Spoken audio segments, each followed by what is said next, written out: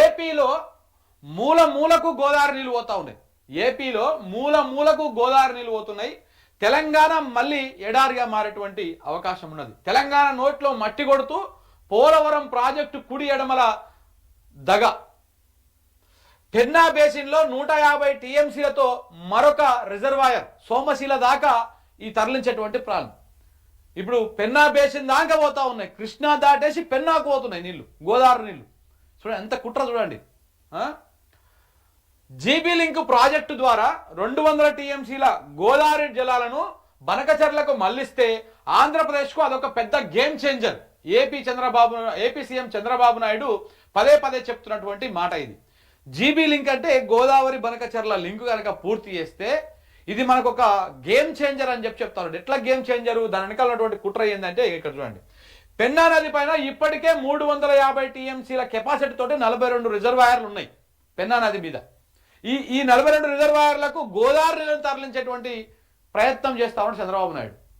Krishna basin దాటేసి గోదావరి బేసిన్లకు తీసుకుపోవడానికి ప్రయత్నం చేస్తా ఉన్నాడు. ఇప్పుడు 150 టీఎంసీల సామర్థ్యంతో మరొక రిజర్వాయర్ను కొత్తగా తెరపైకి తీసుకొస్తున్నారంట. పల్నాడులోని బొల్లాపల్లి వద్ద నిర్మాణం, చకచక సర్వే పనులు. పేరుకే బనకచెర్ల, తెర వెనక సోమశీలకు టీఎంసీని తరలించేటువంటి ప్రయత్నం.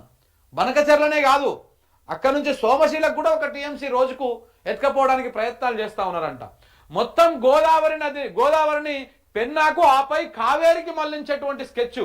నాగార్జున సాగర్ కుడి కాల్వ నుంచి ఏపీ జలదోపిడికి మరొక మార్గం.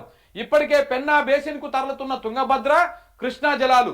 జీబీ లింక్ పూర్తయితే గోదావరి జలాలపై సైతము అటువైపే మళ్లింపు. గోదావరి జలాలు సైతం కూడా అటువైపే మళ్లింపు. ఎంత దుర్మార్గం, ఎంత మోసం జరుగుతా ఉందో చూడండి మిత్రులారా.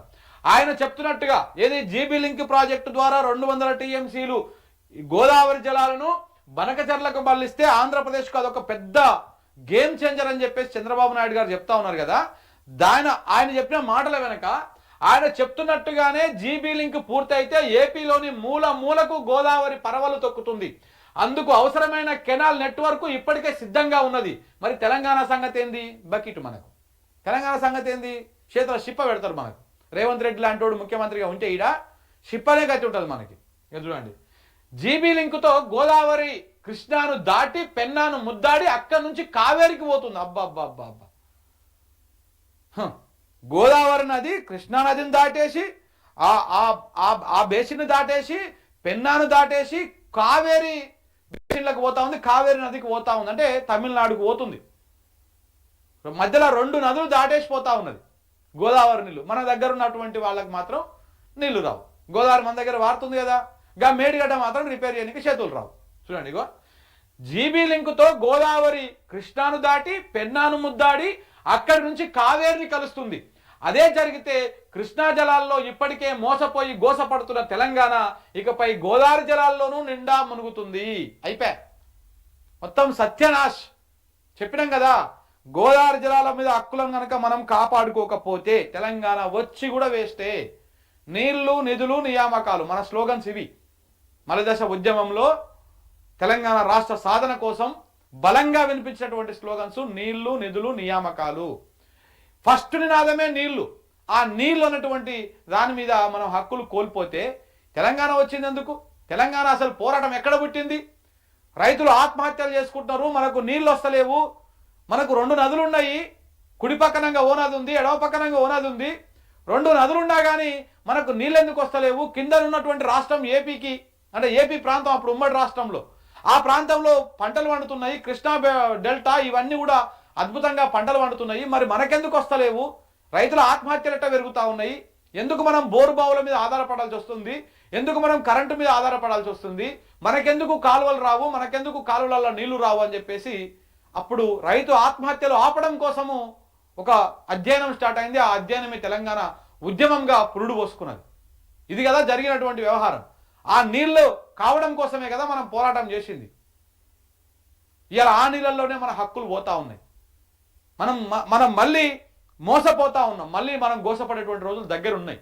ఈ విషయాన్ని ఎందుకు తెలంగాణ ప్రజలు అర్థం చేసుకోవడం లేదు? మన పాలకులు ఎందుకు అర్థం చేసుకోవడం లేదు? అదే కేసీఆర్ ఇప్పుడు అధికారంలో ఉంటే ఈ బనకచెర్ల అయ్యేడుదా? మేడిగడ్డ ఇప్పటికి రిపేర్ అయిపోయి 3 పంటలకు నీళ్ళు వచ్చు. అంటే 3 సార్లు 3 ఇప్పటికి అంటే సంవత్సరంన్నర కాలంలో 3 పంటలకు నీళ్ళు ఇయ్యలే వీళ్ళు. అలా ఒకవేళ కేసీఆర్ మూడోసారి మళ్ళీ అధికారంలోకి వచ్చి ఉంటే తొలి 2 నెలలనే 3 నెలలనే ఆ కుంగిపోయినటువంటి పిల్లర్లు ఆ పియర్స్ అది చేసేసేవాళ్ళు వెంటనే. ఇప్పుడు కేసీఆర్ ఉన్నప్పుడే అది వరద వచ్చేసి పంపులు మునిగినాయి. మునిగితే షార్ట్ పీరియడ్లో క్లోజ్ చేసి పడేసి 2 నెలల్లో మొత్తం రిపేర్ చేసిరు, రీప్లేస్ చేసిరు. ఏదైతే వారంటీలు ఉన్నాయో అవన్నీ కట్టేసిరు. కాంట్రాక్టర్లు కూడా వెంటనే టకా చేసేసిరు. కానీ ఇక్కడ ఎందుకు చేస్తలేరు? దాని మీద విచారణని ఇదని రాజకీయం చేస్తూ ఉన్నారు. సో కాబట్టి చాలా ప్రమాదం పొంచి ఉన్నది. మన గోదావరి నీళ్లు కృష్ణాను దాటి పెన్నాను దాటి కావేరి దాకా పోతున్నాయి. ఇక మరి మనకు మాత్రం వస్తలేవు.